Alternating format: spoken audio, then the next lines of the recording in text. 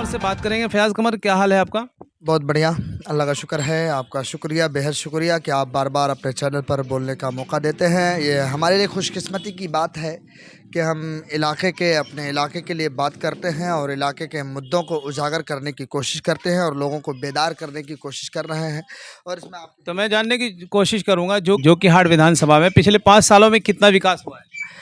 इसको आप 5 साल नहीं बल्कि पिछले 7 साल कहें आप, क्योंकि अगर 5 साल कहते हैं तो मैं समझता हूँ विधायक महोदय के साथ नाइंसाफ़ी होगी, क्योंकि ये विधायक महोदय जो हैं पिछले 7 सालों से विधायक हैं, लेकिन ऐसा कोई काम मुझे नज़र नहीं आया है जिससे मैं विधायक जी की तारीफ़ करूं।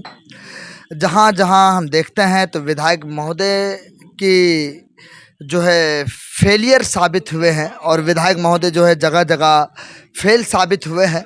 तो मैं समझता हूँ उनकी नाकामी को गिनाने की ज़रूरत है, उसकी नाकामी को दिखाने की ज़रूरत है, क्योंकि आपको जो हमने वोट दिया था, जो आपको हम विधायक बनाए थे, इसलिए नहीं बनाए थे कि आप जो हैं घर में सोकर रहें, घर में बैठ कर रहें, जोकीहाट से पटना करें और पटना से जोकीहाट आएँ, ये करने के लिए आपको वोट नहीं दिया था, बल्कि जोकीहाट की तकदीर बदलने के लिए आपको वोट दिया था। क्योंकि पिछले कई सालों से हमने शाहनवाज साहब को देखा था, तो सरफराज साहब को देखा था, तो सरफराज साहब के बाद आपको वोट इसलिए दिया था क्योंकि आप युवा थे, आपके अंदर युवा जोश था। ये उम्मीद थी कि आप युवा हैं और युवा के अंदर जो है एक जोश होती है और जोश के साथ, जोश व खरोश के साथ आप काम करेंगे, जोकीहाट की तकदीर बदलने का काम करेंगे। लेकिन पिछले 7 सालों में जोकीहाट की जो बदहाली हमें दिखी है तो बयां करने के वो काबिल नहीं है।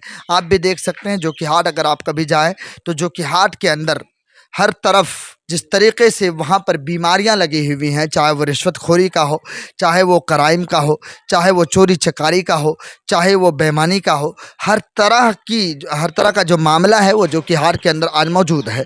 जोकीहाट के आप थाना चले जाइए, बगैर रिश्वत का कोई काम नहीं होने वाला। रजिस्ट्रार ऑफिस चले जाइए, 3 गुना 4 गुना पैसा लिया जाता है। ब्लॉक ऑफिस चले जाइए, आधार कार्ड भी आप अगर बनवाने के लिए जाते हैं तो वहाँ पर भी आपके साथ रिश्वत ली जाती है। ये तमाम मामले जो है वहाँ जोकीहाट के अंदर मौजूद है। दूसरी बात, जोकीहाट की तरक्की और जोकीहाट की फलाह बहबूदगी और जोकीहाट के साथ जो नाइंसाफ़ी हुई है उसको इंसाफ दिलाने का काम इन्होंने बिल्कुल भी नहीं किया। जोकीहाट के जो हम सड़कों को देखते हैं, जोकीहाट के मैदानों को देखते हैं, जोकीहाट के स्कूलों को देखते हैं तो हमें बदहाली नज़र आती है। आप चले जाइए जोकीहाट की हाई स्कूल मैदान को देख लीजिए, आज इतना पानी है, अगर आप दूर से अगर देखेंगे ऐसा महसूस होता है कोई तालाब या कोई नदी है वहाँ पर, तो ऐसा देखने में महसूस होता है। इसी तरीके से जोकीहाट का मैदान अभी आज इस वक्त ऐसा हो गया है कि वो कोई मैदान नज़र नहीं आता है।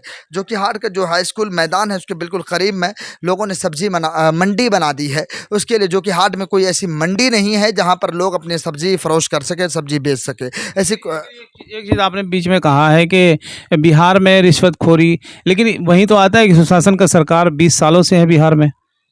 देखें, नीतीश कुमार जी तो फेल साबित हुए ही हैं। पिछले 20 सालों से वो कुर्सी के चक्कर में कभी इधर कभी उधर। यही 15 साल लालू यादव थे, जंगल राज कह रहे थे। जी हाँ, देखें, एक दूसरे के जो है बुराई हर किसी को दिखती है। वो एक शेर कहा है कि औरों की बुरी बात तो भाती नहीं तुमको, पर अपनी बुराई नज़र आती नहीं तुमको। ये उर्दू ज़ुबान की किताबों में मिलती है शेर। तो ये तमाम चीज़ें हैं। बिहार की सरकार जो है पूरे तरीके से फेलियर साबित हुई है, इसलिए आज बिहार के जनता है, बिहार के जो लोग हैं वो बदलाव के मूड में इसीलिए तो नज़र आ रहे हैं ना। और दूसरी बात, मैं जोकीहाट बिहार के लेवल की बात मैं नहीं कर रहा हूँ। बिहार की बात जब होगी तो बेहतरीन तरीके से बिहार के ऊपर बात की जाएगी। आज जोकीहाट की हम बात करते हैं तो जोकीहाट में जो शाहनवाज साहब को लोगों ने जिस उम्मीद के साथ वोट दिया था, लेकिन उस उम्मीद पर वो खड़े नहीं उतरे हैं। हर जगह करप्शन, हर जगह लुटमार, हर जगह रिश्वतखोरी, हर जगह बेईमानी, हर जगह चोरी चकारी, हर जगह न जाने क्या क्या होता है वो हर किसी को मालूम है। प्रशासन की लापरवाही, प्रशासन की कमज़ोरी, हर जगह पीसी बना हुआ, हर जगह हफ्ता बना हुआ, लोगों के आज चल रहे हैं मामला। तो कहीं ना कहीं जोकीहाट की बदहाली के पीछे इन लोगों का एक बड़ा रोल है, बड़ा हाथ है। इसलिए जोकीहाट की जनता जो इस बार जो है एक अलग मूड में दिख रही है। जोकीहाट की जनता का ये भी कहना है। क्या है वो मूड? MIM की तरफ है या फिर किसी और पार्टी की तरफ? नहीं, मैं एमआईएम की बात नहीं करता हूँ। मैं एमआईएम के अगर एक जने की बात करें तो मैं समझता हूँ जोकीहाट के और कैंडिडेट के साथ नाइंसाफ़ी होगी। हो सकता है जोकीहाट के एमआईएम जो किसी बेहतर कैंडिडेट को टिकट ना दे, ये भी हो सकता है। इसी तरीके से मैं आपको बताऊँ कि बिहार जोकीहाट की जनता जो है ना, वो तीसरा विकल्प की तरफ देख रही है, क्योंकि शाहनवाज सरफराज करके हमने बहुत देख लिया है। पिछले कई सालों से सरफराज साहब को देखा, पिछले 7 सालों से इनको देख रहे हैं शाहनवाज साहब को।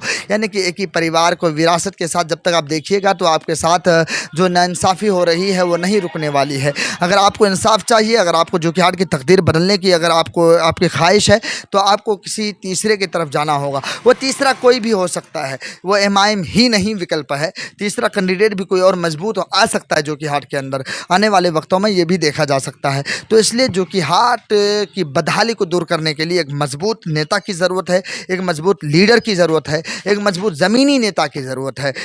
जो 40 साल तस्लीमुद्दीन साहब जो राजनीति किए, सीमांचल के मुद्दे को उठाया करते थे, वैसा नेता की ज़रूरत है। जी हाँ, बिल्कुल तस्लीमुद्दीन साहब की तरह ज़रूरत है। जिस तरीके तस्लीमुद्दीन साहब ने काम किया, जिस तरीके से तस्लीमुद्दीन साहब लोगों को जोड़कर चले, जिस तरीके तस्लीमुद्दीन साहब जो हैं अपने परिवार के साथ-साथ पूरे इलाके को लेकर चले, पूरे इलाके को अपना परिवार जाना, उसी तरीके लेके चलने की ज़रूरत है। आज इनके परिवार के अंदर नहीं बन पा रही है। एक भाई एक सीट के लिए दोनों भाई लड़ रहे हैं, आप देखिए। तो इस तरीके की राजनीति अगर ये करेंगे तो इसमें नुकसान जोकीहाट की जनता का है, जोकीहाट की आवाम का है। इनके बेटों को चाहिए कि और सीटों से भी इलेक्शन लड़ सकते हैं। जिस तरह तस्लीमुद्दीन साहब ने किशनगंज से लड़के दिखाया, पूर्णिया से लड़के दिखाया, अररिया से लड़के दिखाया, इस तरह से करना चाहिए। करिए ना, कौन मना कर रहा है आपको? जो दूसरी जगह से लड़िए। बिहार के अंदर 243 सीटें हैं, एक सीट तो है नहीं। 240 सीट, 43 सीट है, आप एक सीट पर लड़ रहे हैं। आपको दूसरी इतनी ताकत नहीं है। तस्लीमुद्दीन साहब ने आपको इतना भी नहीं सिखाया कि कोई और सीट भी है। तस्लीमुद्दीन साहब ने कर दिखाया कि आपको उससे तो सीखना चाहिए था, लेकिन इनके अंदर वो हिम्मत नहीं है, वो जज्बा नहीं। छोड़ दीजिए कि दूसरी जगह से लड़ने वाले या आपस में लड़ेंगे और आपस में लड़कर किसी गैर को फ़ायदा पहुंचाएंगे। देख लीजिएगा आने वाले वक्तों में अगर ये नहीं संभले आज तो दूसरे को फ़ायदा होगा और यकीनन फ़ायदा होगा, और इसका ज़िम्मेदार भी यही 2 भाई होंगे।